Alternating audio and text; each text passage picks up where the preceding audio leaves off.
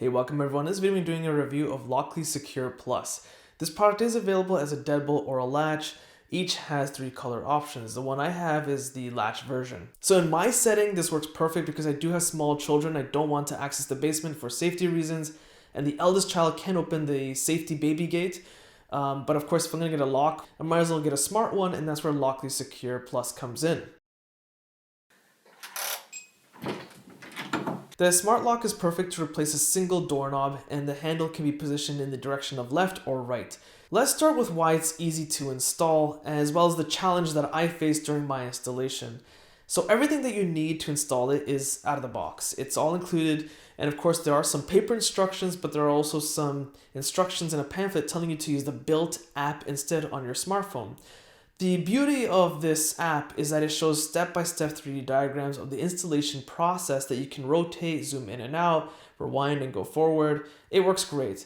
The challenge that I had in my particular situation is that it comes down to the side bracket required on the side of the door. My door doesn't have the side bracket, and believe me, I have tried to install the smart lock without it. It's just not possible. So if you're in the same situation as me, you have 3 options at this point.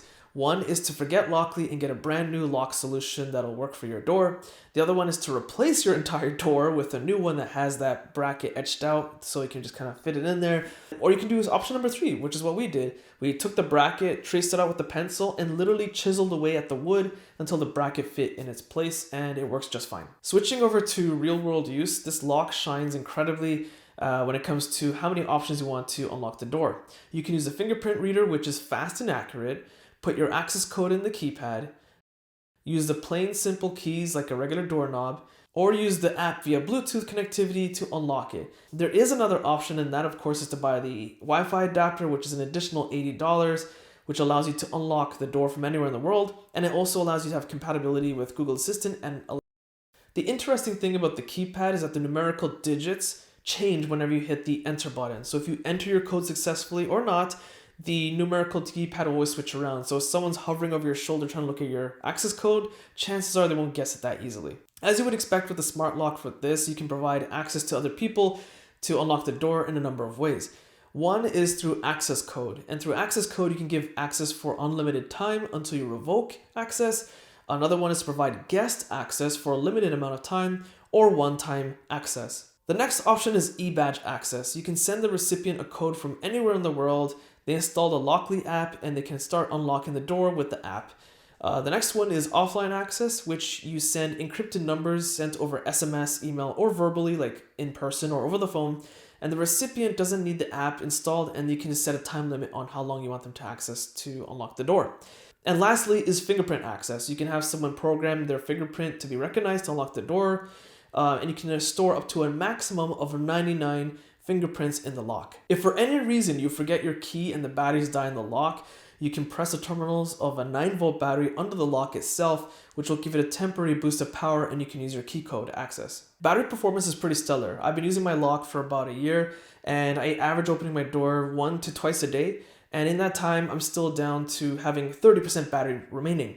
Now the lock itself does take 4 AA batteries that are placed on the back of the lock. Also on the back is a keypad switch. Turning it off disables the keypad from being used until the door is unlocked.